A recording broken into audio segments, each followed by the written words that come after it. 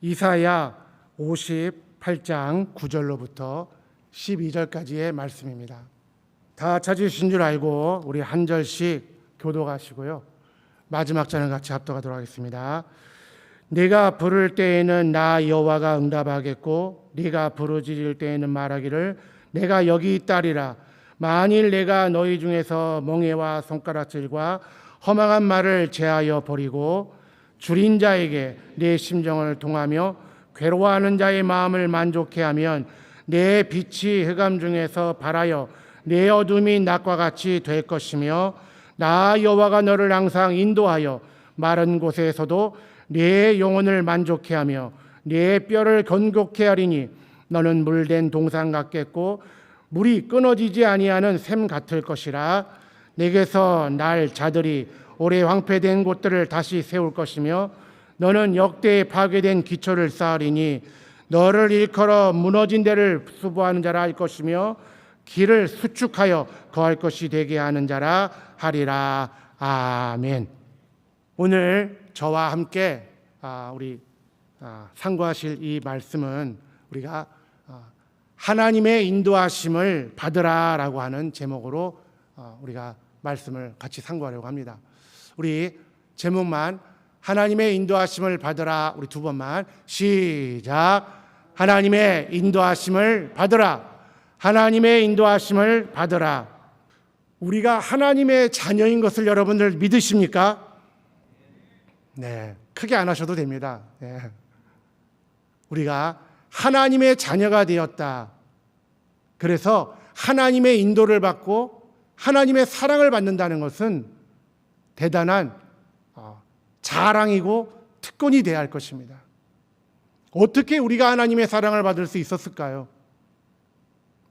다시 말하면 저나 여러분이나 죽었던 너희를 하는 성경의 말씀을 기억하신다면 죽은 자는 아무것도 들을 수 없어요. 죽은 자는 온도를 느끼거나 음성을 듣거나 움직일 수가 없습니다. 그런데 어떻게 우리의 영혼이 하나님의 말씀을 들을 수 있게 되었는지. 죽은 자에게서는 아무런 변화도 기대할 수가 없는 것입니다. 그런데 저나 여러분은 예수 그리스도의 공로로 말미암아 하나님의 자녀가 되었습니다. 그래서 세상 사람들, 아직도 비신자인 그들은 믿지 않는 거죠. 어떻게 하나님이 당신들의 아버지가 되고 또한 우리가 그의 자녀가 되는가. 놀라운 신비죠. 이것을 저와 여러분이 믿고 있다는 사실입니다. 그냥 믿습니다라고 말을 하고 있는 것이 아니라 우리의 믿음이 되어 있다는 겁니다. 이 믿음 또한 저나 여러분이 수련을 해서 오랜 시간 훈련해가지고 가지게 되는 것이 아니라 하늘로부터 그 믿음이 우리에게 오셨습니다. 그리고 우리 안에 그 믿음을 주고 가셨습니다. 곧 믿음이라는 것은 이 땅으로부터 만들어진 것이 아니라 하늘로부터 왔다는 사실을 우리는 믿고 있는 자들입니다. 그래서 믿음으로만 해야 합니다. 세상에 믿음스러운 것이 많지요. 신념이라고 우리는 알고 있습니다. 그러나 그 신념으로는 안 되죠. 오직 하나님이 주신 믿음, 신앙으로만 가능한 겁니다. 그래서 주로 말미암아 오직 하나님으로만 말미암아 우리는 하나님을 주라 또 나의 아버지라 시인할 수가 있는 것입니다. 여기서부터 저와 여러분의 믿음은 출발하는 겁니다. 이러한 믿음의 큰 특권과 이런 믿음의 자격을 가지고 있음에도 불구하고 우리가 종교인들처럼 그저 입으로만 하나님 아버지라고 부른다면 참으로 불행한 것입니다. 그렇기 때문에 저와 여러분은 내가 마음에 믿고 입으로 시인해가지고 하나님이 나의 아버지 되신 것을 믿고 있다면 우리는 행복한 길을 가는 것이고, 그냥 입으로만, 우리가 흔히 종교인들이라고 그러죠, 몸만 와 있는다고 하죠. 마음은 내게서 멀구나 하는 그런 사람들처럼 몸만 와 있다면 우리는 아직도 불행한 겁니다. 너희가 나를 찾는 까닭이 무엇이냐 물어보셨어요.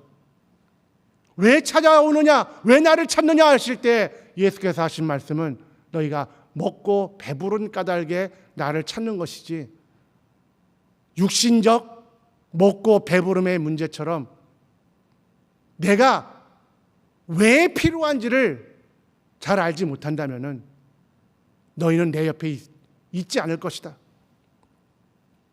그래서 오늘 우리는요, 특권이라고 하는 이 말 가운데는 정말 내가 이것을 감사함으로 받았고, 누가 뭐래도 세상에 어떤 핍박이 와도 난 하나님이 나의 아버지 되시고 나는 그의 자녀됨을 확실히 믿습니다라고 하는 믿음의 결단 있고 결심이 있는, 용기 있는 고백이 저와 여러분에게 있어야 할 것입니다. 안 그러면은 세상에 질 수밖에 없는 겁니다. 요즘에 시절이 많이 어렵죠. 유행병도 돌고 천재지변도 일어나고 세상의 모든 국제 정세도 매일매일 불안한 소리만 듣고 있습니다. 더더군다나 우리는 매우 조심스럽죠. 우리 신앙에 이렇게 뭔가 방해를 받고, 더 심각한 단어로는 핍박이라고 할까요? 이런 일들이 지금보다도 더 많이 일어날 수 있는 시절을 살게 될 것입니다.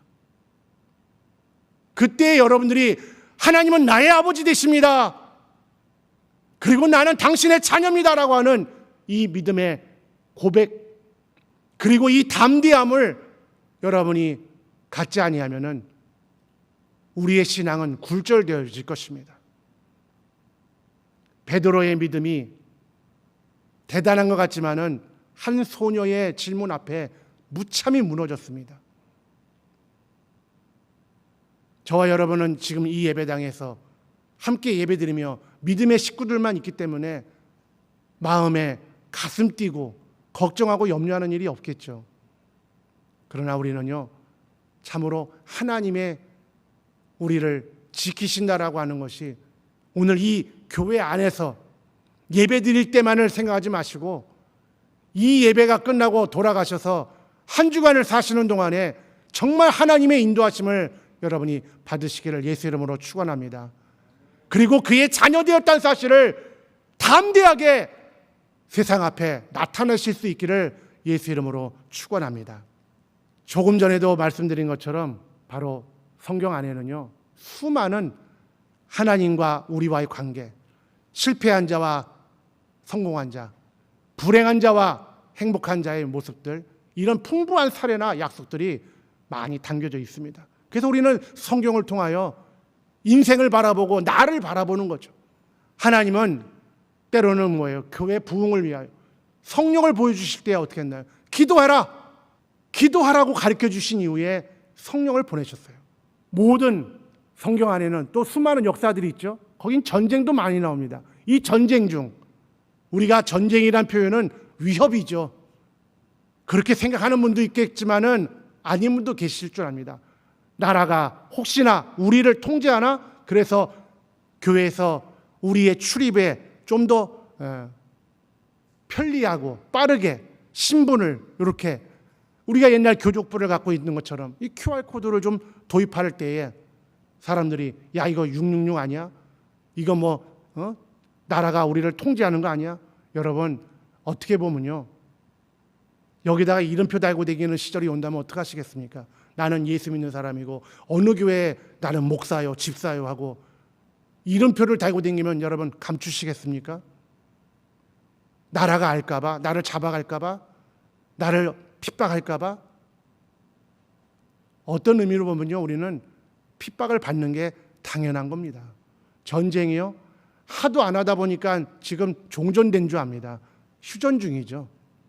마찬가지로 핍박이 하도 오랫동안 그리스도인들을 핍박하다가 핍박이 잦아지니까 우리는 마치 핍박이 없는 시절을 살고 있다고 생각을 합니다. 그러나 여러분, 그리스도의 역사, 성경의 역사는 예수 믿는 사람들에 대한 핍박의 역사입니다. 여기다가 이름표를 달고 다니는 시절이 온다 할지라도 우리는 하나님 앞에 뭘까요? 인도받기 위해서 기도하고 하나님 나에게 담대함을 주세요. 이것 때문에 세상이 우리를 어떻게 한다 할지라도, 우리 교회를 어떻게 한다 할지라도 하나님 우리 담대함을 주시옵소서. 싸우고 전쟁하자는 뜻이 아니라 내 믿음이 굴절되지 않게 해달라는 것이죠.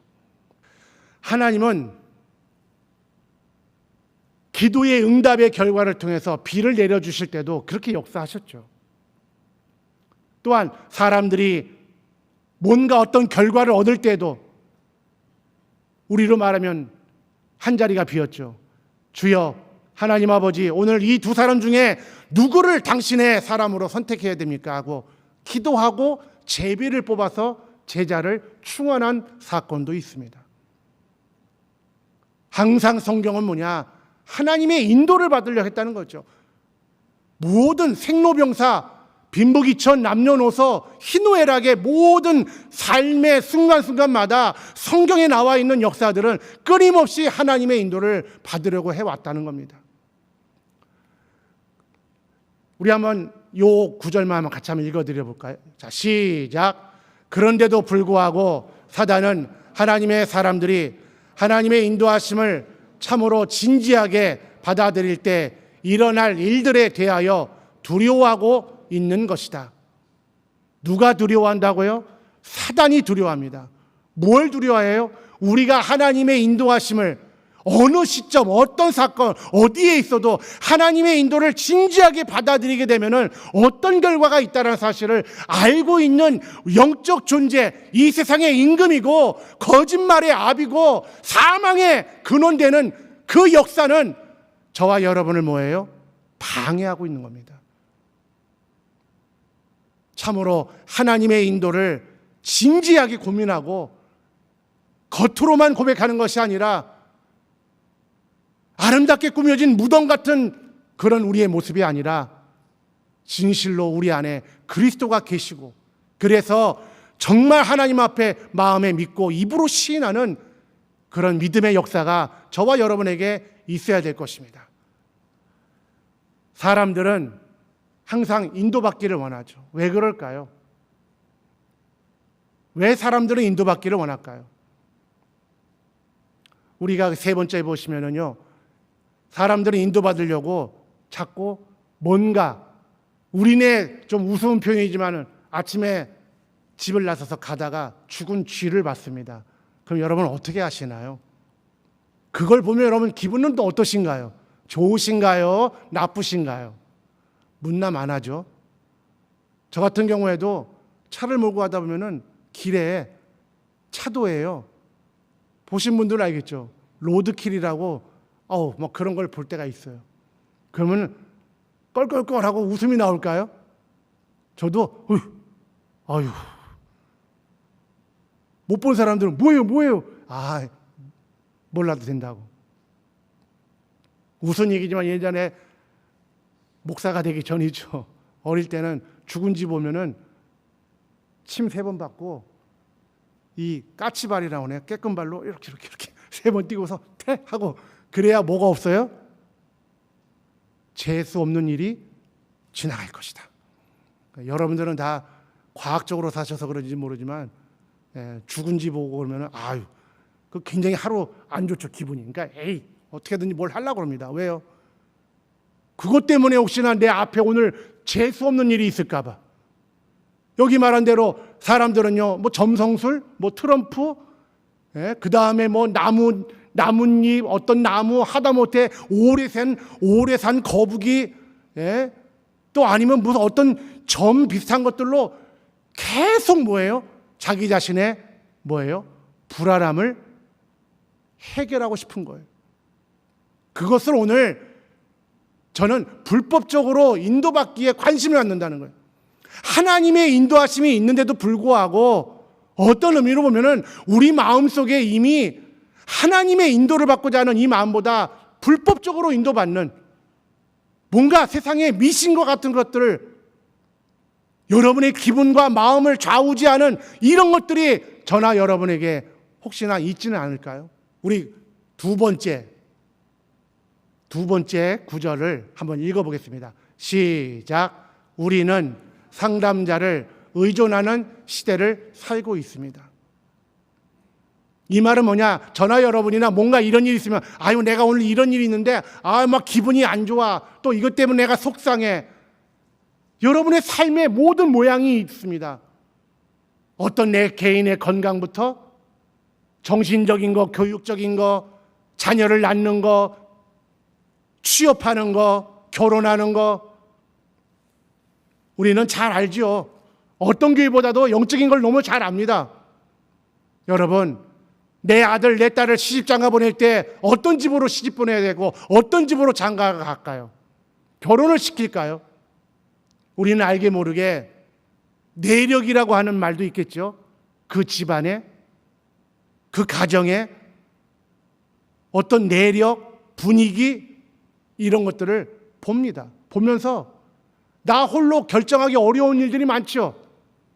내가 부모라 할지라도 자녀의 일을 어떻게 할까 다 알지 못합니다. 그래서 도움을 받고 조력을 받습니다. 누군가에게 물어보고 어떻게 하면 좋을까를 우리는 도움을 받고 살아가고 있어요. 혼자서는 절대로 결심하고 결단할 수가 없는 그런 시절을 살고 있다는 얘기입니다. 우리가 살아가는 이 모든 일들 가운데 이제는 정말 하나님 앞에서 알죠? 오늘 제목이 뭡니까? 하나님의 인도를 받으라라는 거예요. 너무나 평이한 제목이고 누구나 다 들어본 제목이고 나도 하나님의 인도를 받고 싶습니다라고 하는 것을 여러분들이 많이 고백하셨을 거예요. 왜 그렇습니까? 왜 하나님의 인도를 받고 싶으십니까? 어떤 결과를 얻고 싶으신가요?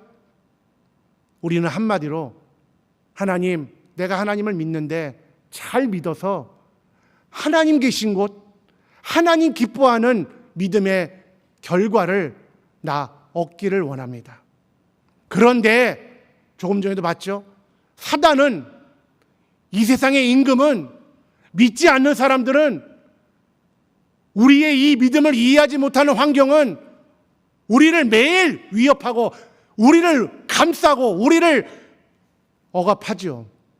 믿음에서 떠나도록 만들고 부인하도록 만들고 육체의 이런 연약한 약점들을 막 후벼 파듯이 물질로도 건강으로도 명예로도 우리 육신의 이런 약점들을 자꾸 건드려서 끝내 뭐예요? 영혼에 이루어진 이 영원한 관계를 하나님이 끊는 것이 아니라 내가 끊어버리고 모릅니다. 나는 안 합니다. 안 갑니다. 나는 예수 안 믿습니다.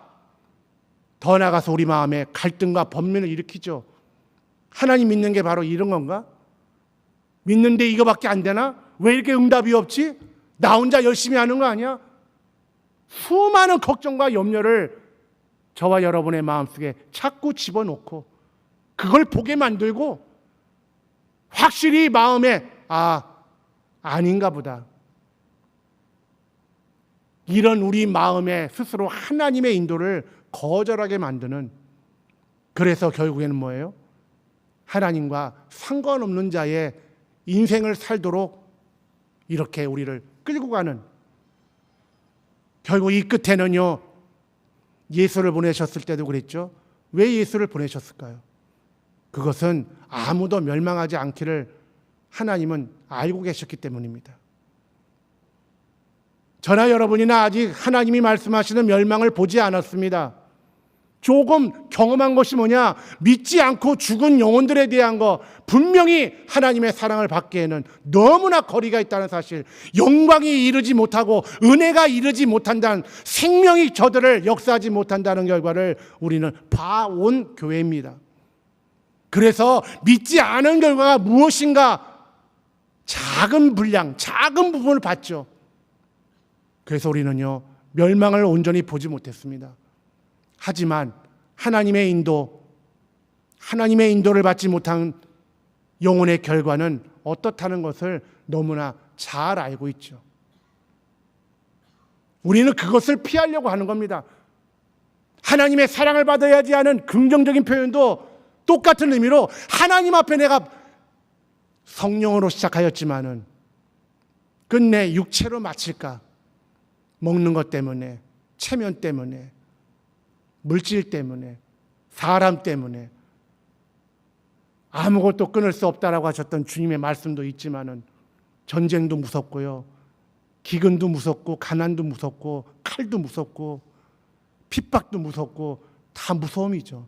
안 무서워할 사람은 아무도 없습니다. 그러나 이런 것들이 여러분 우습게 볼 일은 아니죠. 나는 뭐 다 필요 없어요, 주님만 계시면 됩니다. 이해합니다. 하지만 이 모든 것들이 얼마나 우리를 흔들고 좌절시킬 수 있는가는 우리는 다소의 문제가 있지만은 다 경험해 봤습니다. 우리 한번 역대상 10장 13절, 우리 한번 14절, 이 두 절을 같이 한번 읽어보겠습니다. 시작. 사울의 죽은 것은 여호와께 범죄하였습니다.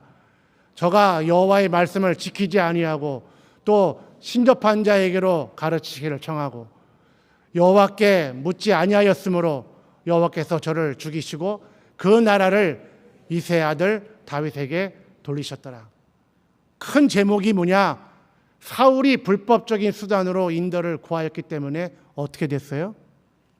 하나님이 그를 어떻게 하셨어요? 죽이시고라고 했어요. 무엇이 불법인가요?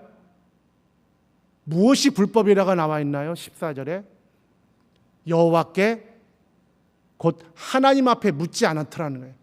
묻는다는 말 이해되시죠? 마음으로도 물어볼 수 있고요, 생각으로도 물어볼 수 있고요, 기도하면서 물어보실 수 있고요, 장고 오랜 생각을 통해서 하나님 앞에 질문하실 수 있고, 성경을 보면서도 질문하는 거죠. 하나님, 내가 이런 문제가 있는데 나에게 좀 말씀해 달라고. 불법적인 인도를 받은 사울은 하나님이 그를 죽이셨다고 했어요. 자, 우리 역대상 14장 우리 10절 같이 한번 읽도록 하겠습니다. 시작. 다윗의 하나님께 물어 가로되 내가 블레셋 사람을 치러 올라가리까? 주께서 저희를 내 손에 붙이시겠나이까? 여호와께서 이르시되 올라가라. 내가 저희를 내 손에 붙이리라 하신지라. 다윗은 하나님의 뜻을 구하였습니다. 자기 방법과 자기의 의견이 아니라 하나님 앞에 구하였습니다. 어떻게 하여야 하겠습니까? 할 때 하나님은 바로 상세하게 인도하셨다는 겁니다. 여러분, 저나 여러분이나 다 하나님 앞에 날마다 정직하게 뜻을 구하고 행동하고 여러분 살고 계십니까? 아니면 내가 살아왔던 내 삶의 역사와 내가 알고 있는 지혜와 지식과 내 경험을 가지고 하나님 앞에 묻지 아니하고 기분 따라서 어떤 환경을 따라서 여러분들이 행동하고 계시지는 않으신가요? 분명 하나님의 인도를 받는 저와 여러분이 되시기를 예수 이름으로 축원합니다. 묻지 아니함과 물어보면 다른 거예요. 우리가 잘 알고 있는 이사야 9장 6절에 제가 읽어드리겠습니다. 이는 한 아기가 우리에게 낳고 한 아들을 우리에게 주신 바 되었는데 그 어깨에는 정사를 메었고 그 이름은 기묘자라 모사라 전능하신 하나님이라 영존하시는 아버지라 평강의 왕이라 할 것임이라. 이사야가 예수와 관련하여서 예언한 위대한 이름들 중에 하나가 놀라운 상담자라는 뜻입니다. 저는 영어를 잘하지 못합니다. 그러나 그냥 찾아본 겁니다. 여기에 기묘자, 모사다, 기묘하다는 말은 원더풀이라는 뜻이에요. 모사라는 말은 뭘까요? 카운셀러. 여러분 카운셀러라는 말을 이해하시죠? 지혜자, 변호자, 권면자, 위대한 뭐예요?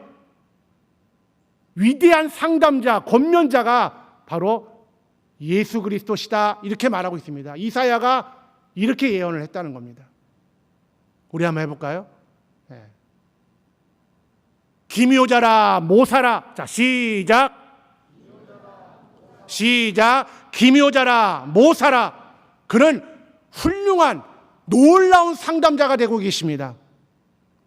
그래서 예수 앞에 여러분 마음을 내려놓으시라는 겁니다. 그분의 상담을 받으시라는 거예요.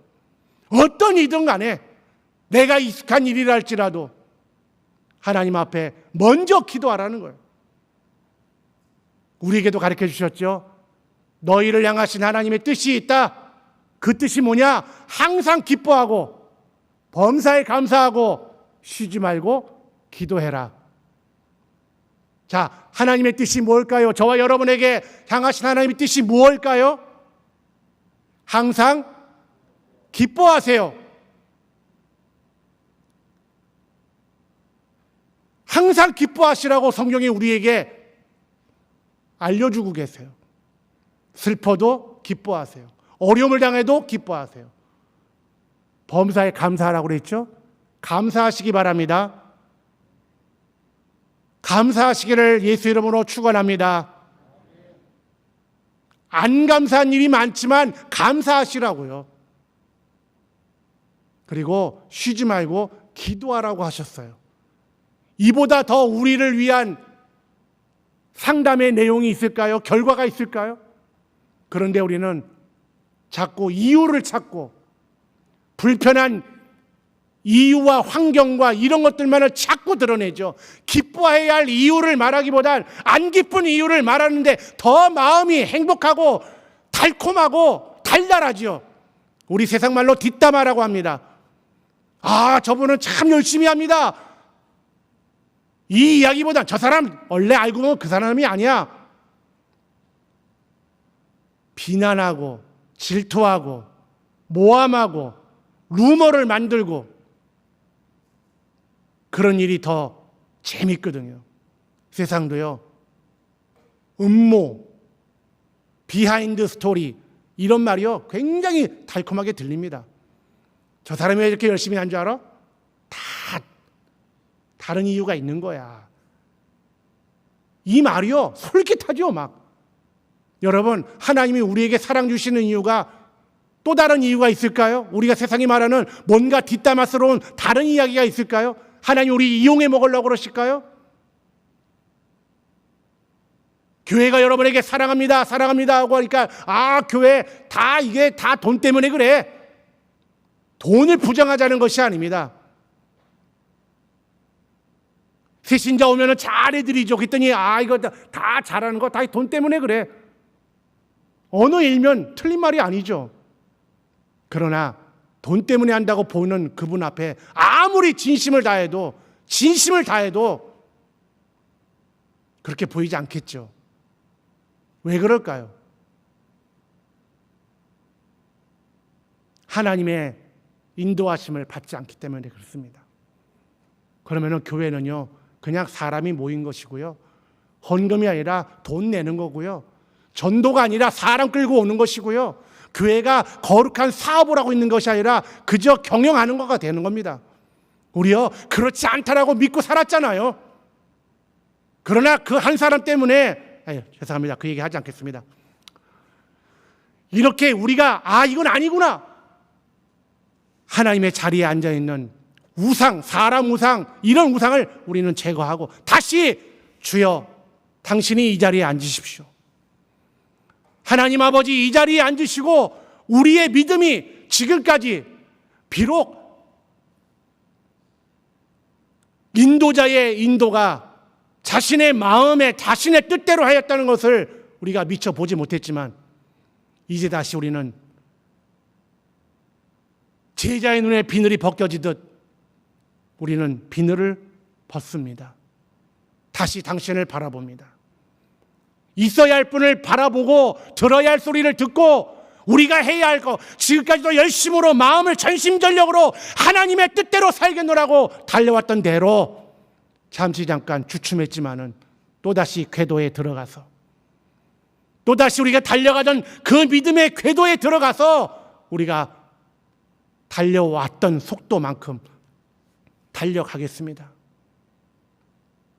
우리는 하나님 앞에 기도하며 그분의 상담을 받고 인도하심을 받으며 달려가야 할 것입니다. 우리 일상에서 하나님의 인도하심을 받기 시작할 때에 우리는요 항상 하나님으로부터 인도를 받기 위한 뭐예요? 말씀을 기다리십시오. 여러분의 마음에 일어나는 감정과 이성과 논리로만 압수하지 마시고 하나님이 여러분에게 어떤 마음을 주시는가. 그러므로 예수께서 이 땅에 계시다가 가시면서 우리에게 약속하셨죠. 이 약속은 저나 여러분이나 너무나 잘 알다시피 예수는 보혜사입니다. 원더풀 카운셀러라고 하신 것처럼 그는 보혜사입니다. 그러나 그가 가시면서 우리에게 보혜사가 부재한 시대를 허락하지 아니하시고 성령을 보내주셨어요. 누구를 보내셨다고요? 성령을 보내주셨어요. 물론 하나님 아버지 앞에 그가 죽으시고 부활하셔서 하늘에 승천하시고 하나님 아버지를 만나셔야 됩니다. 그리고 아버지 앞에 구하셔야 됩니다. 그리고 하나님은 응답하셔야 돼요. 허락하셔서 성령이 우리 안에 오셔서 비로소 성령이 우리 안에 오셨으니 또 다른 보혜사 성령을 우리에게 주신 겁니다. 여전히 우리는 보혜사의 인도를 받고 살아갈 수 있도록 우리에게 끊임없는 하나님의 인도하심이 있다라는 사실입니다. 여러분 안에 성령이 계십니까? 그 성령이 여러분을 인도해 가시고 여러분을 주장하시고 때로는 멈추라도 때로는 걸어가라 할 때도 때로는 기다려라 인내하라 견뎌라 할 때도 때로는 일어나라 하시는 때고 그분의 여러분의 마음을 움직이고 계십니까? 아니면 가만히 계세요. 이건 내가 잘 아는 거니까 내가 익숙한 거니까 내가 일을 할 테니까 가만히 계십시오 하고 성령보다 먼저 여러분들이 앞서하고 계시지는 않으신지요? 오늘 우리가 같이 말씀을 상고했습니다. 여러분들 우리 주님은요 오실 날이 이제 얼마 남지 않았습니다. 인생의 마지막도 있고요. 하나님이 오셔서 끝내시는 마지막도 있습니다. 그러나 주님은 네가 알아서 잘 와라가 아니라 하나님의 인도를 받고 나는 너에게 뭐예요? 놀라운 상담자다. 인도자다. 인생의 이런 모든 것들을 인도하실 만한 하나님의 약속의 말씀이 저와 여러분에게 이렇게 성경에 믿음의 권면자들을 통하여 믿음의 식구들을 통하여 끊임없이 죄의 유혹을 떨쳐내는 죄의 유혹이 뭘까요? 하나님의 인도를 거절하는 거 아니겠습니까? 이런 인도를 거절하도록 만드는 원수의 역사는 하나님이 우리를 진지하게 사랑하시고 아들을 보내시고 성령으로 교통하시는 이 결과를 알기 때문에 저와 여러분에게 자꾸 장애물과 같은 우리 생각, 우리 마음, 남에 의해서 간섭당하고 아무것도 끊을 수 없다라고 하시는 말씀 이거를 자꾸 잊게 만든다는 것입니다. 우리 사랑하는 우리 7시 예배에 오신 성도 여러분들 그리고 또 이 개혁의 건강한 교회를 만들어가고자 하시는 저와 여러분이 믿음 안에서 하나님의 인도를 늘 먼저 구하고 인도를 받아 살아가시기를 예수 이름으로 축원합니다. 우리 기도하겠습니다. 기도하실 때 하나님 참으로 나의 삶 가운데 하나님의 인도를 받게 해달라고 너무나 많이 들어온 제목이지만은 진심으로 내가 하나님의 인도를 받고 살고 있는지 아니면 내가 먼저 앞서가고 있는지 하나님 나의 삶에 내 가정 우리 교회가 하나님의 인도를 좀 받게 해달라고 같이 합심하여 기도하도록 합니다.